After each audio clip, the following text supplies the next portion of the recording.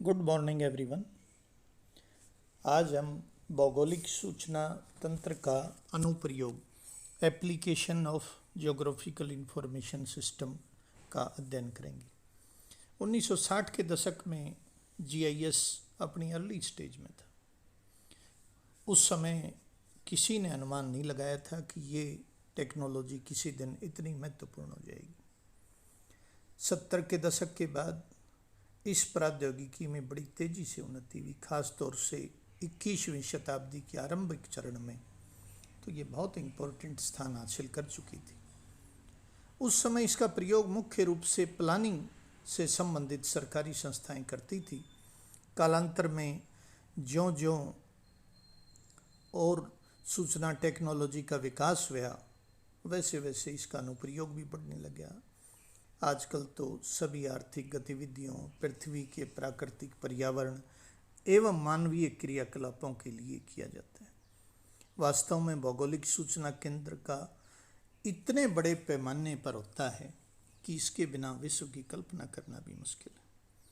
Today GIS are used in all economic sectors and for application pertaining to both earth, natural environment and human activities. In fact, GIS are now in such a wide use that it is hard to imagine what this world would be like without them. कि इसके बिना GIS के बिना विश्व की कल्पना करना भी मुश्किल है। 1991 के बाद जब कंप्यूटर से इसको जोड़ा गया तो इसकी उपयोगिता और भी बढ़ गई। मैगुएरे ने बताया कि by the end of this century, ये जो 2000 का साल था, everyone in the developed world would use GIS every day for routine operation. 2000 तक विकसित देशों में हर आदमी GIS का रूटीन ऑपरेशन करने में यूज करेगा। इंटरनेट के विकास से भौगोलिक सूचना तंत्र के अनुप्रयोग में बहुत बड़ी क्रांति आई। World wide web WWW, file transfer protocol FTP, इसके प्रयोग से तो बड़ा कैपेबिलिटी इसकी बढ़ गई। स्पेटियल एप्लीकेशन सर्विस प्रोवाइडर, व्यापारिक मॉडल के रूप में हर स्थान पर सूचनाएं पहुंचाना इससे संभव होगा। इस समय कंप्यूटर, इंटरनेट, ईमेल की भांति GIS भी हमारे दैनिक जीवन का अभिन्न अंग बन गया है। भूमि और वनाच्छादित क्षेत्रों में परिवर्तन, जल तथा वायु की गुणवत्ता का मूल्यांकन, मृदा अपरदन के खतरों का विश्लेषण, प्राकृतिक आपदाओं का निरीक्षण, नवीनीकरण, जो वनीकरण योग्य क्षेत्रों का चुनाव, जिन क्षेत्रों में वनों को लगाया जा सकता है, भूमि क्षमता और उपयुक्तता का विश्लेषण और आंकड़ों वगैरह को मैनेज करना जैसी समस्याओं के समाधान में इसका बड़ा उपयोग है। इसके द्वारा प्राकृतिक आपदाओं की पहचान, समन्वय, निगरानी और भविष्यवाणी, इसमें अनुमान भी लगा सकते हैं आगे का, ये भी संभव है। यहाँ नीचे भौगोलिक सूचना केंद्र के विभिन्न पहलुओं पर विभिन्न क्षेत्रों में उसके अनुप्रयोग का सिस्टमेटिक वर्णन कर रखा है। जैसे फॉरेस्ट्री एंड एग्रीकल्चर में वनों की अवस्था की, वनों की वृद्धि की जांच पड़ताल करना, उसमें जो आग वगैरह लग जाती है उसकी देखरेख करना, किन क्षेत्रों में है, क्या विकास करना है। वनों के पारिस्थितिक अवनयन, इको डिग्रेडेशन ऑफ फॉरेस्ट का मॉडल बनाना, क्रॉप रोटेशन, जो टेक्नोलॉजी की मॉनिटरिंग करना, कृषि भूमि में जो मिट्टी का अपरदन होता है उसकी मॉडलिंग करना।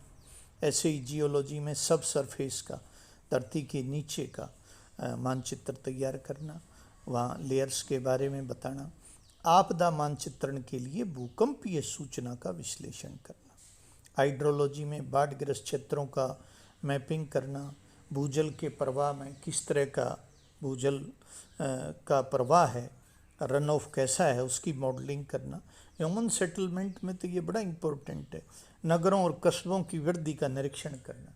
इसके द्वारा जो डेटा हमारे पास आए उससे हम फ्यूचर प्लानिंग का भी अनुमान लगा सकते हैं कि अगले 20 साल का मास्टर प्लान बनाना है, नेक्स्ट 50 ईयर्स का मास्टर प्लान बनाना है, शहर कितना बड़ा हो चुका होगा, कितने लोग इसमें रहेंगे और कितने बड़े क्षेत्र में डेवलपमेंट हो चुकी होगी। तो उसके लिए पहले ही bypass, railway station, police station, hospital, park, इस तरह की फैसिलिटी डेवलप कर सकते हैं मास्टर प्लान के द्वारा कि शहर का सुनियोजित विकास हो। तो उसमें ये ज़रूरी है कि आज के दिन शहर किस स्टेज में है उसकी जानकारी हमारे पास हो, पहले क्या स्टेज थी, आगे क्या होगी। तो ये जीआईएस में जो इनपुट हैं डेटा, नए पुराने सारे अपडेटेड, उनको यूज करते हैं प्लानिंग के दौरान। पर्यटन के लिए नगरों और सांस्कृतिक स्थानों का 3 डायमेंशनल, जो भी टूरिस्ट सेंटर हैं उनके बढ़िया 3 डायमेंशनल दृश्य तैयार करना, जिससे आने वाले लोगों को बाहर से घूमने के लिए यहाँ जो आ रहे हैं उनको किसी तरह की परेशानी ना हो। गवर्नेंस ऑफ लोकल बॉडीज, स्थानीय निकाय भी इसका खूब, location of suitable site for solid waste disposal, जैसे मान लिया जो शहर का कचरा है उसके डिस्पोजल के लिए उपयुक्त स्थान का चुनाव करना है, तो उसके लिए जीआईएस मदद कर सकता है। जैसे सोनीपत शासन ने मुरथल में जाके सॉलिड वेस्ट डिस्पोजल का इलाका ढूंढ लिया पंचायती ज़मीन पर, भाई ये ठीक है, इसको परचेज भी नहीं करना पड़ेगा, कोई पेमेंट भी नहीं देनी पड़ेगी, ये बढ़िया है।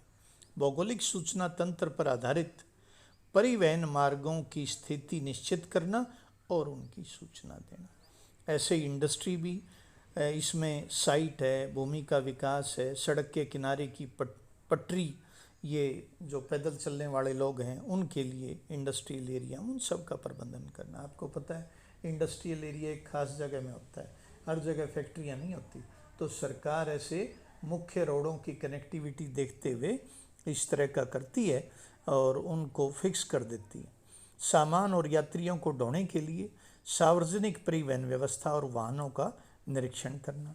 बिजली गैस का डिस्ट्रीब्यूशन कैसे होगा, तारें, पाइपलाइन, दूर संचार प्रणाली की व्यवस्था, खनिजों की खोज और खनन कार्य में ये बड़ी मदद करता है। नेक्स्ट है परिवहन, इसमें सड़कों से संबंधित पूरी सूचना प्रणाली का विकास करना, प्रारंभिक और गंतव्य स्थानों के बीच अल्टरनेट, जैसे गूगल मैपिंग में भी आप देखते हो कि किसी भी जगह जाने का रास्ता जब आप उस पर चुनते हो तो उसमें बहुत से वैकल्पिक मार्ग भी दिए होते हैं। इस रास्ते से जाओगे इतना समय इतना किलोमीटर, इस रास्ते से जाओगे इतना समय इतना किलोमीटर, तो ये सब देखो कितना आसान हो गया। और ये डेटा बिल्कुल रियल टाइम डेटा भी होता है, क्योंकि ये सैटेलाइट वगैरह की मदद से होता है। इवन गूगल लोकेशन बताता है कि इस रास्ते पर ट्रैफिक जाम है या इतना समय लग सकता है, तो फिर जो वाहन चालक हैं वो अल्टरनेट रूट को फॉलो कर सकते हैं और अपना कीमती समय बचा सकते हैं। इसमें यदि आपको रूट का पता होगा तो बहुत से लोग, चाहे वो कोरियर वाले ही हों, डाकिये हों, वो भी सही जगह पहुंच जाएंगे और अपना कार्य कर सकेंगे। ऐसे ही बिजनेस में है, बिजनेस में बैंकिंग है, बीमा है, इमारतों की बिक्री और किराया संबंधी सेवाओं का प्रबंधन है, योजना है। सरकार भी जीआईएस की मदद से कह देती है कि इस एरिया का मार्केट रेट ये है, जो भी खरीद परचेज होगी इस इलाके में, तो ये मैपिंग के साथ होता है जीआईएस में, तो बड़ी आसानी होती है। ऐसे ही गवर्नमेंट, जो फेडरल गवर्नमेंट है, वो एनवायरनमेंट का मैनेजमेंट है, मौसम संबंधी सेवाएं हैं, सरकारी भूमि का प्रबंध करना है, जनगणना है, चुनाव है, वोटिंग है, इन सब में जीआईएस का इस्तेमाल करती है। इवन म्यूनिसिपल वाले भी, भूमि का पंजीकरण है, संपत्ति का मूल्यांकन करना है, तो इन सब कार्यों में इसका उपयोग करते हैं। शिक्षा में भी इसका बहुत योगदान है। आगे दे रखा है कि नेचुरल रिसोर्सेज, प्राकृतिक संसाधनों के प्रबंधन के निर्णय लेने में भौगोलिक सूचना केंद्र पर अब बहुत निर्भर है। जैसे सबसे पहले इसमें एग्रीकल्चर है, और भौगोलिक सूचना केंद्र ये जो तंत्र है, ये सिस्टम है, ये तो बहुत लाभदायक है एग्रीकल्चर में, तो क्योंकि इससे कृषि संबंधी पर्यावरण का निरीक्षण और विश्लेषण करने की ताकत है। इसमें बाहरी क्षेत्र में अंकीय सर्वेक्षण से लेकर प्रबंधक तक के कार्यालय तक का महत्वपूर्ण कार्य किया जाता है। सारी दुनिया में उत्पादन लागत कम हुई है, कृषि की उपज में बढ़ोतरी हुई है, कृषि भूमि का प्रबंधन अब और अधिक सिस्टमेटिक होने लगा है। अब अनुमान लगा सकते हैं इसके द्वारा, तो बीमा एजेंसियों को बड़ा फ़ायदा है। यदि आपको पता ही है कि सैटेलाइट से हमें ये जानकारी मिल जाती है कितने इलाके में गेहूँ बोया गया है, और ये भी जानकारी मिल जाती है उससे फसल कैसी है। तो सीधी सी बात है, जब फसल बेहतर है और बहुत बड़े इलाके में बोई गई है तो हम उत्पादन का अनुमान लगा सकते हैं। और एग्रीकल्चर में भी बीमा होता है, बाहर के देशों में तो ये बहुत अप टू डेट है। तो बीमा कंपनियों को भी ये डेटा चाहिए ताकि वो धोखाधड़ी से बच सकें। उनको ये पता हो कि किस खेत में कौन सी फसल बोई है और कितनी उपज की संभावना है। बीमा करते हैं वो, अब फसल फेलियर होगी तो उनको बीमे के पैसे देने पड़ेंगे, तो वो भी इस डेटा को अपडेट रखते हैं कि आम तौर से इस रीजन में कौन सी फसल बोई जाती है और कितना प्रोडक्शन होता है, किसान की कितनी आमदनी होती है, ताकि उनको कोई धोखाधड़ी में ना ले सके। भौगोलिक सूचना तंत्र में फसलों की प्रति हेक्टेयर उपज, भूमि सर्वेक्षण, मानचित्रण, फसलों की सेहत और मिट्टी की पौष्टिकता संबंधी जानकारी का समावेश किया जा सकता है। कहने का मतलब ये है कि बहुत ही हर फील्ड की जानकारी इसमें होती है। डोनाल्ड के अनुसार कृषि उपज को बढ़ाने, उसके पूर्वानुमान करने, प्रबंधन करने, सिंचाई की व्यवस्था करने आदि के लिए कृषि संबंधी मौसम एवं जलवायु के आंकड़ों की आवश्यकता होती है। उचित समय पर जानकारी मिल जाए तो फसलों को बर्बादी से बचाया जा सकता है, सस्टेनेबल एग्रीकल्चर की व्यवस्था की जा सकती है। कहने का मतलब ये है कि हर फील्ड में ये जो नई नई इनपुट हैं, नए नए जो डेटा हैं, चाहे वो मिट्टी से संबंधित हो, चाहे वो फसल के उत्पादन से उपज बढ़ाने, सिंचाई की क्या व्यवस्था है, मौसम और जलवायु बहुत इम्पोर्टेंट है। तो इन सब की जानकारी से किसानों को भी बड़ा लाभ होता है। जैसे हर फील्ड, ये मानसून आने वाला है, अब हर आदमी की निगाह है। जैसे ही ये जानकारी मिलती है कि इस वर्ष भी मानसून नॉर्मल रहेगा, तो हमारी सारी इंडस्ट्री, हमारा सारा शेयर मार्केट, हमारा सारा आर्थिक ढांचा खुशहाल चारों तरफ दिखाई देता है। एक पॉजिटिविटी सारे क्षेत्र में आ जाती है। और जब बारिश इस समय होगी मानसून की, ये तो वर्ष की सबसे बड़ी बारिश का सीज़न है, तो स्टोरेज भी बांधों में बहुत होगा, जल विद्युत उत्पादन भी बहुत होगा, सिंचाई के लिए भी पानी मिलेगा। किसान खुश होगा तो देश खुश होगा, क्योंकि किसान बहुत बड़ा कस्टमर है इंडस्ट्री का। वो मार्केट से कपड़ा खरीदेगा, वो इंडस्ट्रियल सामान खरीदेगा, ट्रैक्टर, हार्वेस्टर, ये सारी चीज़ें खरीदेगा, तो हमारी इंडस्ट्री को मार्केट मिलेगा। इंडस्ट्री चलेगी तो मज़दूरों को तनख्वाह मिलेगी। ये जब सारा सिस्टम चलेगा तो सरकार को भी टैक्स मिलेगा। तो कहने का मतलब ये है कि इस तरह की अर्ली जानकारी से, प्रारंभ में जब जानकारी मिल गई, अनुमान से बहुत बड़ा लाभ होता है। ऐसे लैंड ओनरशिप डिस्प्यूट भी हैं। बहुत से इलाके ऐसे हैं जो, जैसे अरावलीज का है हरियाणा में, फरीदाबाद गुड़गांव में अरावली रेंज है, वो सारा इकोलॉजिकली सेंसिटिव रीजन है, लेकिन जो बिल्डर्स हैं बड़े बड़े, वो उसको ऑक्यूपाई करना चाहते हैं। ऐसे ही फॉरेस्टेड एरियाज होते हैं जहाँ आदिवासी लोग रहते हैं, तो वहाँ लोग आके कब्जा कर लेते हैं, और फिर जब लड़ाई मचती है तो वो कहते हैं कि हम तो जी 50 साल से यहाँ हैं, अब उनके कैसे पता किया जाएगी। तो तुरंत जो कोर्ट है वो कई बार जीआईएस के डेटा मंगा लेता है। भाई 20 साल पहले के, 50 साल पहले के, 10 साल पहले के, 5 साल पहले के डेटा लेके आओ इस रीजन के। वो तो सैटेलाइट का डेटा है, ये वो पटवारी ने चेंज थोड़ी नहीं कर रखा है, या तहसीलदार से मिल के चेंज थोड़ी नहीं करा लिया। अब वो तो फ़ोटो है, उसमें डिजिटल डेटा भी है। तुरंत जब वो उसमें दिखाया जाएगा तो पता चल जाएगा कि यह फैक्ट्री कितने साल से यहाँ है, ये मकान कितने साल से यहाँ है, कितने साल से इन्होंने कब्जा कर रखा है। अब पीछे मैं टाइम्स ऑफ इंडिया पढ़ रहा था, उसमें जीआईएस के डेटा की 2-3 फ़ोटो थी। उसमें उन्होंने बताया कि वो एक कोई छोटी पहाड़ी थी जिसके ऊपर थोड़ा फॉरेस्टेड एरिया था, बाद में पता चला पहाड़ी गायब हो गई। वो जो छोटा टीला था ऊंचा, वो धीरे धीरे जो लैंड माफिया था उन्होंने बराबर कर दिया, लेवल में कर दिया, और वो पत्थर ठा के तो कहीं चढ़ाई में चले गए, और जब वो लेवल में हो गया तो वहाँ फार्म हाउस बन गए। अब उन्होंने कहा जी ये तो इसी तरह का इलाका था, तो कोर्ट ने कहा कि नहीं, 20 साल पुराने डेटा ले आओ। जब पता चलेगा, जब देखा तो वहाँ तो जंगली इलाका था, बिल्कुल फॉरेस्टेड एरिया था। ये फॉरेस्ट और पहाड़ी कहाँ गई? अब अधिकारी भी उसमें कोई चेंज नहीं कर सकते। तो ये तो इतनी शानदार चीज़ है जीआईएस, तो इसमें तो सारा ही तो इंफॉर्मेशन टेक्नोलॉजी, उससे अब मान लिया वनों का विनाश हो रहा है, खनन चल रहा है बड़े पैमाने पर, लकड़ी काटी जा रही है और सरकार आंख नीचे बैठी है। सरकारी अधिकारियों की मिली भगत से जो ठेकेदार हैं वो लूट रहे हैं। अब फॉरेस्ट वाले झूठ बोल रहे हैं, एफिडेविट दे रहे हैं गलत। कोर्ट कहता है जीआईएस का मैप लेके आओ। उस मैप से तो एकदम क्लियर हो गया किस इलाके में फॉरेस्ट है, किस में नाश हो चुका है, किस में माइनिंग चल रही है, पहाड़ों को कितना काट डाला गया है। तो ये डेटा बहुत ही ज़्यादा रिलायबल है।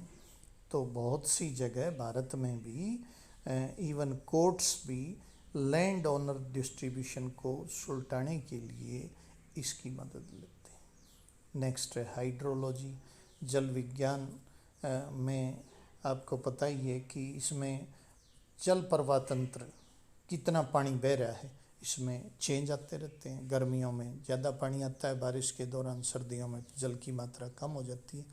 इसका अध्ययन और निरीक्षण करने में जीआईएस बहुत अहम भूमिका निभाता है। अब हमें यूँ पता चल जाए कि रिवर में फ्लो का पैटर्न क्या है, तो हम आगे की प्लानिंग कर सकते हैं। भाई इतना नहरों में पानी आएगा इस समय, कितनी हमें ज़रूरत है, उसके लिए डैम वगैरह, स्टोरेज वगैरह बनाए जा सकते हैं उसी हिसाब से। जैसे इसी में भूजल के संरक्षण की बातें आती हैं कि भाई इसका उचित उपयोग ज़मीन के नीचे जो पानी है, क्योंकि 80% हमारी जलीय आवश्यकताएं भूजल से ही पूरी होती हैं। धरातल ये जल नदियों के रूप में बहता है। इसमें पहले देखो सरस्वती नदी का जैसे हरियाणा में हम अध्ययन करते हैं, यहाँ बहती थी इस इलाके में, अब वहाँ पानी का ज़रूर बहाव नीचे है तो उसको यूज किया जा सकता है। वर्तमान प्रवाह क्या है, तो जीआईएस के संदर्भ से आंकड़ों की सहायता से पूरा अनुमान लगा जाता है। अब बर्फ़ के पिघलने से आपको पता है बहुत सी नदियों में पानी आता है, उसका क्या हिसाब रहता है, पूरा डेटा जीआईएस के अंदर होता है। इसमें नगरों एवं सिंचाई के लिए जल की उपलब्धता कितनी होगी, इस तंत्र की सहायता से वाष्पीकरण, जल का रिसाव तथा भूजल संबंधी आंकड़ों का भी संचयन किया जा सकता है। ये तो बहुत इम्पोर्टेंट है। भूजल की भूगर्भिक स्थिति क्या है, एक्वीफर कहाँ है, पानी वाली लोकेशन कहाँ है, और जल की उपलब्धता, गुणवत्ता और भूमि के उपयोग के संदर्भ में विश्लेषण और प्रबंधन के लिए इसका यूज कर सकते हैं। इसमें प्रदूषण वाला भी पॉइंट आता है कि गुणवत्ता कैसी है, कहाँ प्रदूषण हो रहा है, तो वो फैक्ट्रियों की लोकेशन आ जाती है और उनको सैनिटाइज किया जा सकता है।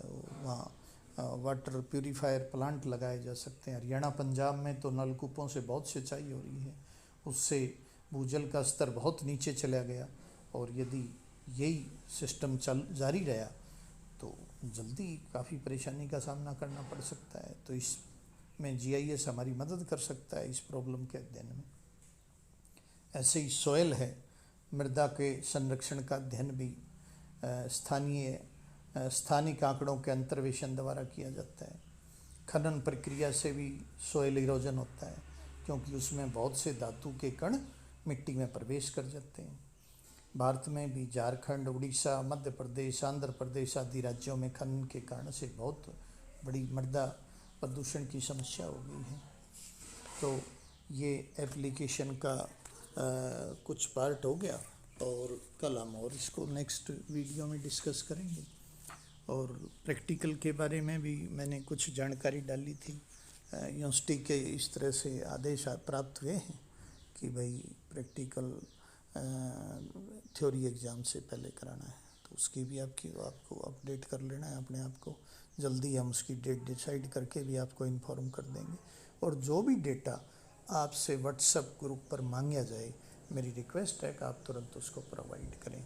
जैसे आजकल रिजल्ट को भी, यूनिवर्सिटी को भी, सबको सरकार आधार कार्ड से जोड़ रही है।